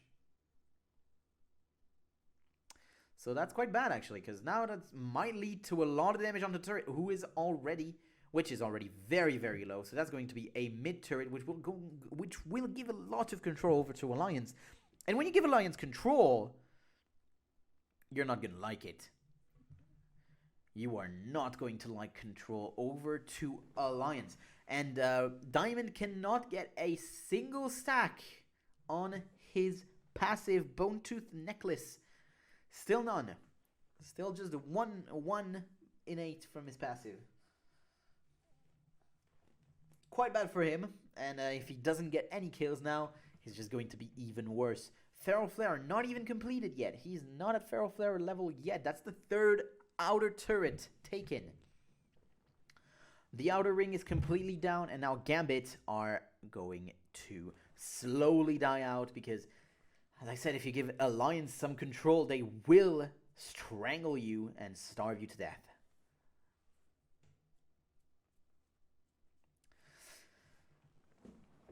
Taking a look at how the game is going, yeah, mid lane is neutralized, but it is over to the Xerath, who has had a lot more global gold, which is why he is ahead. Corki, done quite fine for himself. Looking towards a Blade of the Rune King 2nd. You know what, that's fine. There is going to be a lot of close quarter combat because of the Rengar and the Yorick on the Corki. You're not the one looking for the Syndra or the Kog'Maw yourself. That's going to be the job of the Xerath and even the Explosive Cask of the Gragas. You're just going to be here cleaning up anyone who's in front of you. And yeah, the others are going to take care of the backline. That's your role as the ADC here in this game, is just hit what is in front of you. But now, yeah, Gambit have lost a lot of control. They have a lot of good defensive vision line, but now they are going to lose a lot of their jungle. At least Feral Flare is completed on the side of Diamond. Kuban pushed a wave and will go back, but that won't lead to much. Just a Kindle Gem onto him, an extra Kindle Gem. And that is going to be more damage probably onto the turret. Nah, just a bit from the creeps, so that's fine. That's not much. Now, all of Alliance looking towards that bot lane because they didn't really see Genja anymore. That was his last position. Wicked getting the vision onto Diamond. Kuban trying to take down that ward. Will do so with the Oracle lens as well. Another ward spots out Diamond. Diamond trying to get things going, but right now I don't feel like going onto the onto the Gragas will be the best solution for him. Because that is a tanky guy. Has a lot of HP under his belt and a lot of armor as well. And if you're playing against Yorick and Rengar coming onto you, that's fine. You like that. You like that.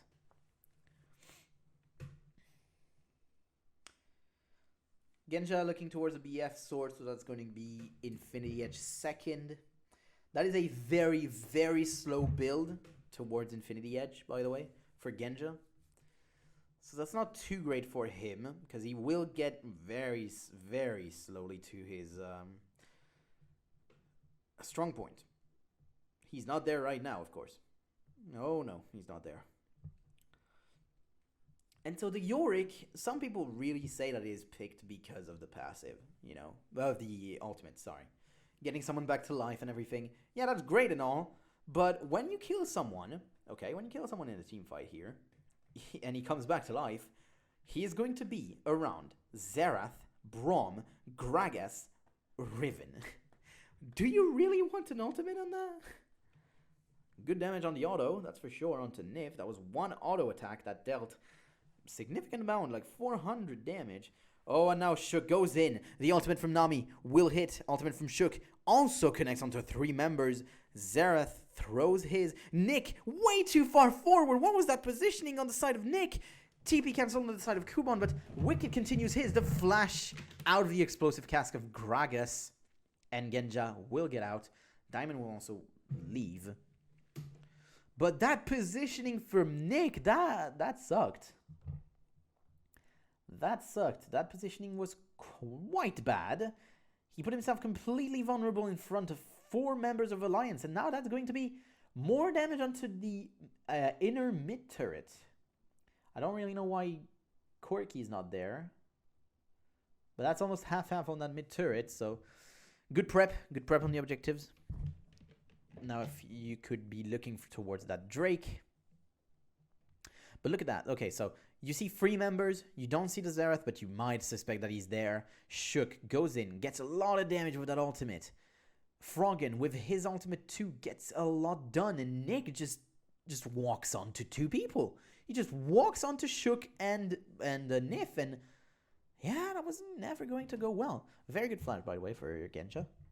Because you need to have a good reaction time, though, still. That was a bad cue from Nif. A lot of damage onto Froggen, by the way, now. With that Rabadon's blasting wand. He is ahead of his opponent, and that means that he will deal a lot of damage. No one really has magic resist except Kuban. And Kuban is not really the one that you're trying to kill anyway. That's the second time he had to cancel his TP, by the way. If he uses it just earlier, then there might be something, but he didn't. He didn't use it earlier, and that just led to a bad fight. Very bad fight for Alliance. For Gambit, sorry. And now you have 100 CS advantage for Wicked. That is a Flame Horizon, ladies and gentlemen. In the top lane of Flame Horizon. We love it. What are they trying to do here? I don't really know. They're trying to pick someone who might be going into the jungle. Tabs. Okay, Nif getting in. Gets the bowler strike in. And will immediately run away. Nif didn't even lose HP on that. He's already back to full. Yeah, Gambit don't really have much to do if they're behind now. They're just falling behind and even more. And they're just going to slowly lose this game. Yorick doesn't offer anything once he's behind. Rengar, if he's behind, doesn't offer anything. Syndra, well, is the only one that maybe as Cat of the Week could throw in a wrench in the plans of Alliance. Kog'Maw, if he doesn't have the items and the protection, he will not have a game. And, well, Nami is Nami. Complete invade on the jungle of Gambit now by Alliance. They got the mid turret, so now they have nothing to be scared of. They can just waltz in and get whatever they want in there. 3 items on Froggen. That Q dealt a lot of damage onto Nick. That was a third of his HP.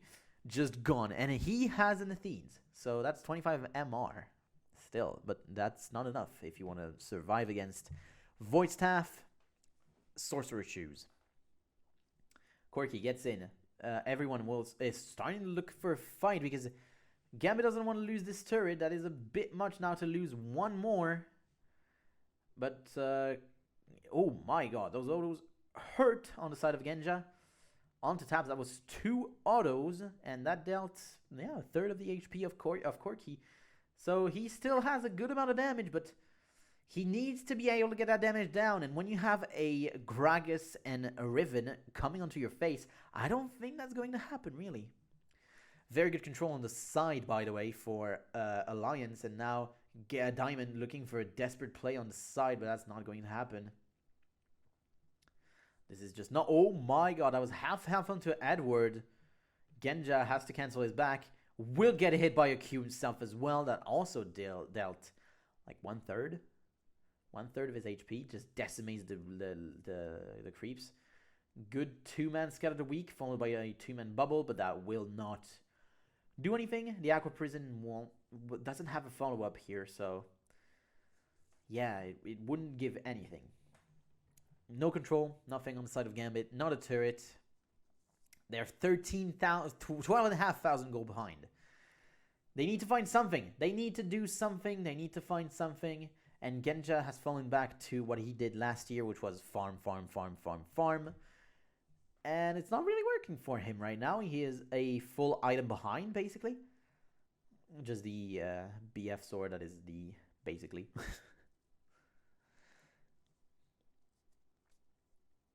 Alright.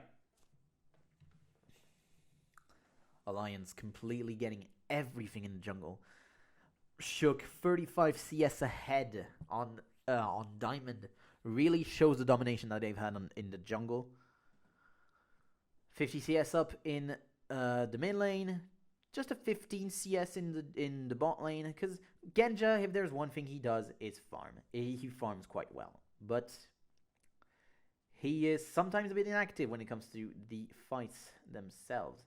And I am seeing... okay, that's going to be a... Mikhail's Crucible on the side of Edwards. Of the side of Edward. Diamond doesn't even have a second item yet. This is quite bad for him when you're facing a Hexdrinker Brutalizer... well, Randuin completed now for Riven. So that is a lot of items on the side of the Riven. With the Home Guard boots. So yeah, then this game feels won. This game just feels won on the side of Alliance. They're 12,500 gold ahead. And I don't think that now there is anything that Alliance can do to lose this game, but that Gambit can do to win it as well. It's very hard for them now. Very, very hard. Because basically what you're trying to find is just a Scatter the Weak on an isolated target. But they're not going to let you have that. They're not going to let you have an isolated target. They know their weakness. Their weakness is, well, if we find the Syndra... if the Syndra is there and finds one of us... it's just gonna kill us. Just going to try and kill us. So, whenever someone tries to move, it's either they're tanky, or, well, they have Braum as protection behind them. So, they're never really alone. And that's what you see here. Xerath was never left alone. Here, Tab stays alone, but it's because he has a dash as well. So, he doesn't feel that threatened by Nick, who's just 16 now, by the way, and doesn't have 3 items yet. You're just looking for more time if you're Gambit, but even that won't save you because you're facing a Xerath. A Xerath Gragas who's also full in AP for the Gragas. And Corki still deals his amount of damage as well. You don't want to go against a Corki late game. And even later, you can take away that Blade of the Rune King and change it for an Eye Edge. Or maybe you're just looking for an Eye Edge now. instead. I don't know how you're going to do this. He still has tier 1 boots, but that's quirky, that's fine, because you have the Trinity Force for the moves, the move speed. Tabs gets caught out by Nick, actually. He got one shot. Just what I said was going to be the thing that will go badly for Alliance if it happens. It just happened. And now Diamond tries to get some damage onto Shook. Oh, the body slam onto Diamond. Edward goes down to the broken blades. Diamond will also get singled out and will go down. That was a bad dash from Shook, but that's fine. He will still go down. That's 2 down. Only for Nick. Now Nick, only for Tabs, sorry. Nick flashes in. Kuban, will he get the damage off onto Froggen? There's no flash, so Froggen is dead. This is a bit chaotic for now, but this is still somewhat in it. Oh, the flash from Shook stopped by the Scatter the Weak. But Kuban will be left as a sacrificial lamb. Nick goes so low from the flash explosive cask from Wicked. Wicked doesn't get the cask. He doesn't get the Q off onto Nick, and Nick survives with like 10 HP. My god, the explosive cast didn't actually kill him, and Kuban also stays alive. This could still be a Baron, because Nick is so low, everyone has to pretty much reset right now. So this could be a Baron. If they're trying to do it, they could do it. But they're not looking for it, unfortunately. Look at that, though. Nick completely catches out Tabs. He doesn't even get hit by the Scatter the Weak, but just goes down to the ultimate anyway. Completely tunnel visioned on the side of Tabs. So they get both carries, both big carries, but they do lose a few members for it, Edward and Diamond. And they also don't get the tempo. Tempo is still completely on the side of Alliance right here, because they still get some essential kills that don't put them far behind. And look at that, yeah, Froggen gets caught out by the Scatter the Weak at the same time as he hits the E himself, but yeah, he was going to go down. He didn't have flash and went into the pit, so that was not going to go well for him. They see Diamond on that ward here. Unbreakable goes in. Nick gets hit. 1, 2, 3. My god, that damage on the ultimates from Froggen is huge. Nick completely singled out. He's dead. He is completely dead. There's nothing to do. The Scatter Weak is very nice with the Unstoppable Force on top of that, but Nick will go down and Shook will stay alive. No real problem. He still had Hex Drinker as well. And that is going to be a try for Baron now on the side of Alliance, and I don't think that Gambit have what it takes. Kuban doesn't have TP and is on the bot side. There's 3 in mid, but taken away by the pressure of the Xerath. Diamond goes very low off of 1 combo. I do see it on the health bar on the side. Kog'Maw tries to get in on the side as well. The turret goes down at the same time as the Baron, the bot turret, but that is only going to be a small consolation prize for Gambit. And you now have to face a 4-item Gragas with a Rabadon, a probably now 4-item Xerath, a 3-item and a half Corki. So this is a very scary team. Very, very scary team. And now Xerath has the Zhonya, so you are not threatened by Nick normally. You're not that threatened by Nick. If you get hit by the Scatter Weak, this is your fault. This is your fault, and you do deserve to die, though. If you get hit by the Scatter Weak and like the ultimate immediately after by Nick. But see, Nick kind of, well, he woke up a bit too late. In my opinion, he woke up a bit too late. So, looking over to the ADC items, there's a full item advantage on the side of the Corki and Tabs. He didn't do that much, and kind of tunnel vision on the kill by Nick. But, well, he has been there.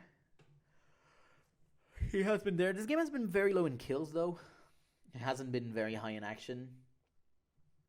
But when you are playing as Corki, Gragas, Xerath, the other team, if they don't try anything, well, you have to go to them. But in this composition, it's very weird that Gambit doesn't try anything.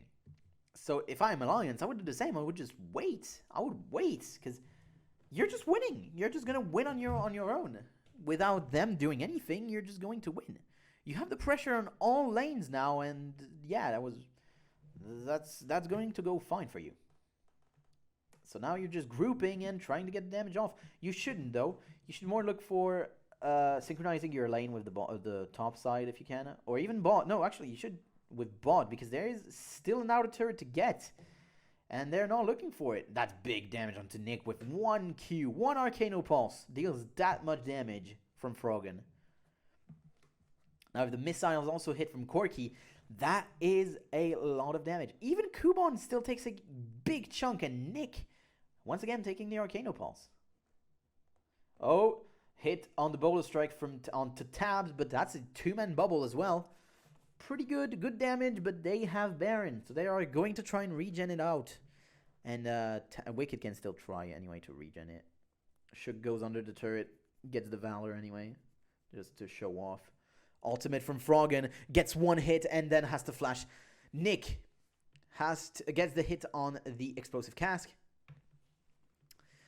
And Wicked has to flash away, actually. So no kills, one flash, two ultimates burned. But pretty much this does signal the end of the siege normally.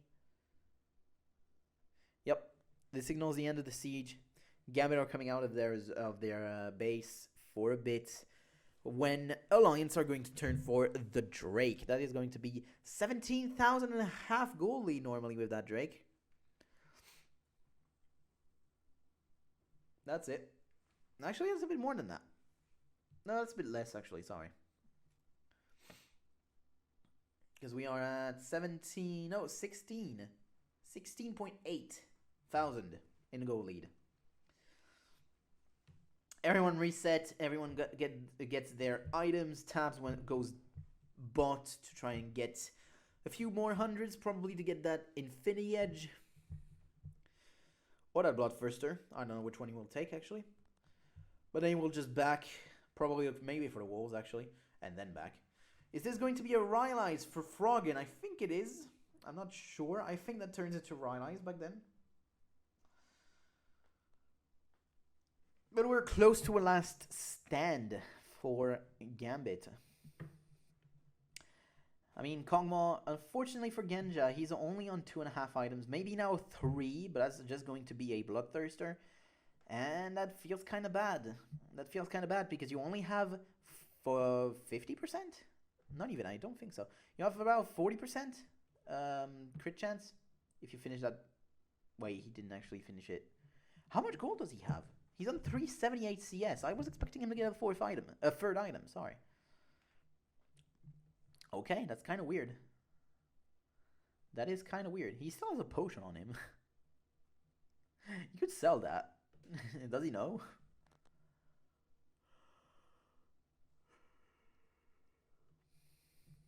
Alright. So they're all grouping as 5. They pushed out the sound lanes. They're going to slowly get into the base of a Gambit. Maybe a bit too slowly. Nick tries to respond to the side. That was a huge Arcano Pulse from Froggen. That dealt over half HP onto Nick.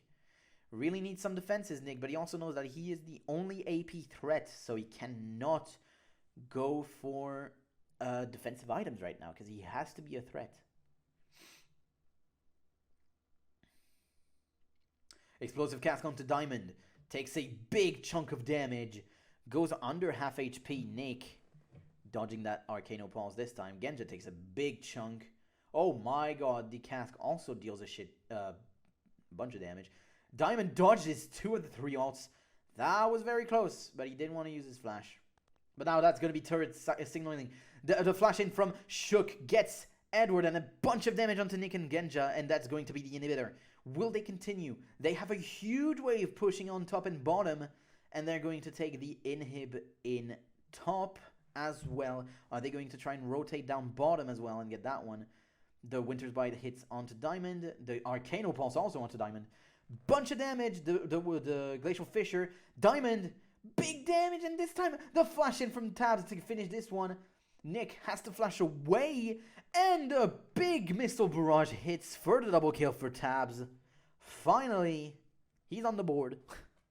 3-1 and 4 for him. 6-0 and 3 for Shook. 7-0-3 now. Godlike with that kill onto Kog'Maw. And that signals the end of the game. That will signal the end of the game. Genjak goes down after Yorick passive. Big damage with his passive, actually. The Yorick ultimate, of course.